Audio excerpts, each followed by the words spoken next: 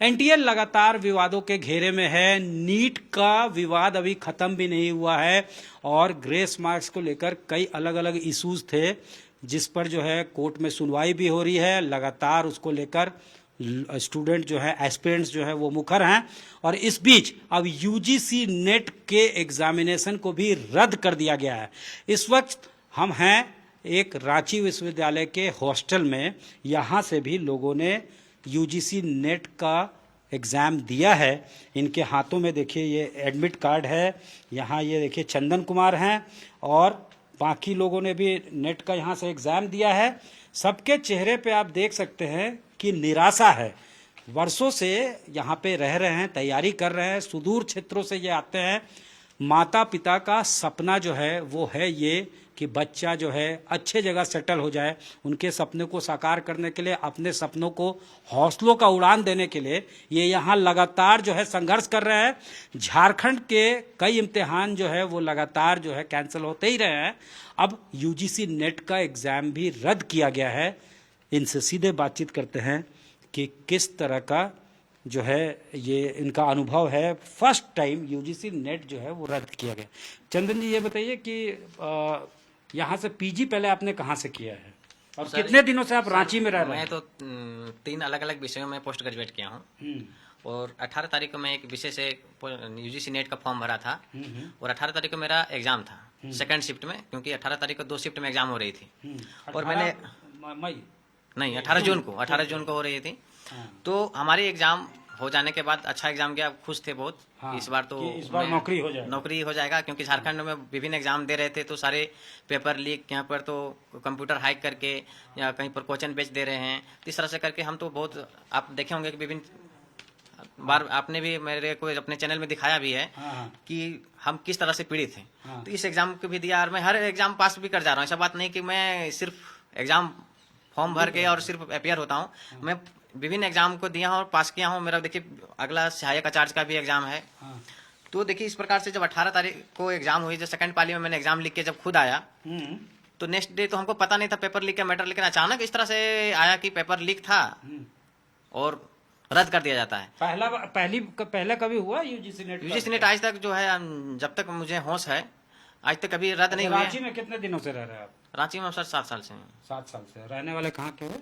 हम रहने वाले बगोदर के हैं, गिरिडीह जिला के रहने वाले हैं। लेकिन देखिए सर, हम 4 जिला को हम टेप के यहाँ सोचे यहाँ पर आए हुए हैं और लगातार संघर्ष कर रहे हैं। मैं हजारीबाग में बहुत दिनों तक ट्यूशन पढ़ा के अलग अलग विषयों में पोस्ट ग्रेजुएट किया, वहाँ बीएड किया, फिर यहाँ पे 1-2 विषयों में। घर वाले क्या बोल रहे हैं? घर वाले भी हताश हैं कि देखिए क्या था कि हम शुरू से एक मेहनती बच्चा थे और तेज तरार भी थे। ऐसा बात नहीं कि हम, तो घर वाले भी मेरे प्रति खर्च करते गए। हमने भी संघर्ष के दौरान भी माता पिता का संघर्ष को देखते हुए अपने भी ट्यूशन भी पढ़ाना पड़ा, क्योंकि हमारी जो थी 3-4 भाई बहन होते हैं तो हमारी जो आर्थिक स्थिति उतनी अच्छी नहीं थी। तो हमने थोड़ा अपना भी संघर्ष किया और ट्यूशन पढ़ा के मैं विभिन्न प्रतियोगिता परीक्षा की तैयारी करते रहा।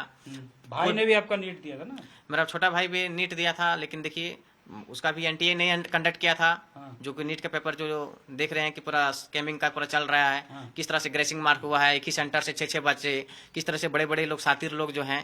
हमको क्या है एनटीए किस प्रकार से एग्जाम कंडक्ट, सबसे ट्रस्टेबल जो एजेंसी माना जाता है एनटीए ही माना जाता है, लेकिन एनटीए ने नीट को भी इस तरह से कर दिया, पर्दाफाश हो गया, नेट का भी हो गया। अब लोग करें तो क्या करें? ठीक है, आप नाम बताइए अपना। मेरा नाम शत्रुघ्न कुमार है। कहाँ के रहने वाले हैं? मैं रामगढ़ जिला से हूँ। रामगढ़ से। यहाँ पे लंबे समय से आप भी रह रहे हैं? जी हाँ, मैं लंबे समय से। फादर क्या करते हैं आपके? घर में कितने लोग हैं? हम लोग 4 भाई बहन हैं। Mummy papa. फादर पिताजी वही खेती बाड़ी करते हैं। खेती बाड़ी। क्या उम्मीद लगा के पिताजी रखे थे और क्या बोल रहे हो? पैसा तो घर से ही मंगाना? हाँ बताया, अब पैसा तो घर से ही आता है, लेकिन बोलने के लिए कुछ बचा नहीं। एनटीए ऐसा था कि पहली बार सुने कि इसमें भी धांधली हो रहा है। ऐसा कभी सोचे नहीं थे कि एनटीए में भी ऐसा होता है, लेकिन इस बार देख, मैं एग्जाम लिखने गया था 18 जून को, सेकंड शिफ्ट में था। एग्जाम लेके ठीक हॉस्टल पहुंचा ही था, उसके बाद देख रहे हैं कि न्यूज आ रहा है कि पेपर लीक हो गया, एग्जाम को कैंसिल किया जाता है। मतलब निराशा है? निराशा है काफी। घर में भी लोग निराश? जी बिल्कुल बिल्कुल। आप कहाँ से आते हैं? मेरा बोकारो जिला घर है। हाँ, आपके भी पिताजी क्या जॉब वॉब में है या? नहीं जॉब नहीं करते हैं। नहीं जॉब नहीं करते हैं। अच्छा, खेती करते हैं। उन्होंने भी बहुत अरमान से आपको भेजा? बहुत आस रखे होंगे मेरे प्रति कि बच्चा को वहाँ रख रहे हैं। घर से इतना दूर में रह रहा है, बेटा पढ़ेगा तो कुछ करेगा। पर देखिए एनटीए जो सबसे विश्वासी एक जो संस्था है वो भी ऐसा कर रही है। अब हम लोग क्या करें इसमें? काफी मुश्किलों का इन्हें सामना करना पड़ रहा है। और ये आप क्या कहना चाह रहे हैं? देख रहे हैं कि बार बार देख रहे हैं कि विभिन्न राज्यों में जो होते हैं, राज्य स्तरीय एग्जाम हो या केंद्र स्तरीय जो एग्जाम हो, पेपर बार बार लीक हो जाता है। तो इस प्रकार से कड़ी कानूनी क्यों नहीं बनाया जाता है? कानूनी ऐसा बना गया है कि उसको 1 साल 2 साल जेल में रखेगा, इतना 2 करोड़ 3 करोड़ रुपया पैसा भरेगा और फिर जेल से निकल जाता है। उन लोगों को जेल से सोचे कि क्वेश्चन जो सुन रहे हैं कि जो नीट का एग्जाम है वो जेल से रह के वो शातिरगिरी किया था, जो नीट को जो किया है, नेट को भी इसी प्रकार से हुआ है। तो इसी से कड़ा अगर कानून नहीं बना पाता है तो उन लोग जो पेपर लीक करता है वो हम छात्रों के हवाले कर दें, उन लोग हम दिखा देंगे कि क्या हम लोग छात्रों का औकात है। जो पेपर लीक कर रहे हैं उनको छात्रों के हवाले कर दिया जाए और उनके साथ अब छात्र ही न्याय करेंगे, ये इनका साफ तौर से कहना है।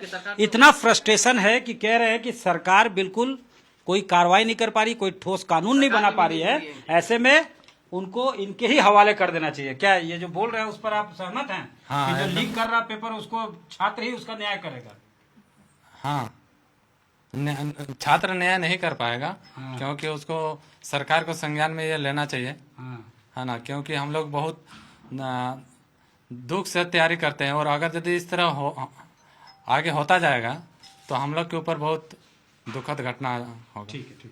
तो ये देखिए साफ तौर से इनके चेहरे से पढ़ा जा सकता है इनकी निराशा को। और यहाँ पे जितने बच्चे आए हैं वो अपने माँ बाप को और अपना सपना को पूरा करने के लिए आए हैं, ताकि बुढ़ापे में जिस तरह से माँ बाप ने उन्हें सपोर्ट किया है, बुढ़ापे में वो भी परिवार का एक सपोर्ट सिस्टम बन सके, परिवार के बोझ को वो लेकर चल सके। लेकिन अब जब माँ बाप बूढ़े हो चले हैं तो अभी भी कोई रेस्पाइट उनको नहीं है, बल्कि ये एस्पिरेंट्स जो हैं वो अभी तक उनके ऊपर बोझ बने हुए हैं। ये इनका साफ तौर से कहना है। इनको ये महसूस होता है, इनका ये गट फीलिंग है कि इस वक्त उन्हें कमाकर परिवार के लिए ब्रेड एंड बटर अर्न करना चाहिए था, लेकिन उसमें ये माइजरेबली फेल हो रहे हैं। लेकिन ये फेलियर का जिम्मेवार वो खुद नहीं है, वो एजेंसीज हैं जो एग्जाम को कंडक्ट करवाते हैं, नौकरी के वैकेंसीज तो निकालते हैं, लोक लुभावन सपने तो दिखाते हैं, लेकिन जब ये इम्तिहान लिख लेते हैं तो ऐसा कुछ होता है कि सारा सपना जो है चकनाचूर हो जाता है। कैमरामैन राकेश तिवारी के साथ सत्यजीत कुमार, रांची आज तक।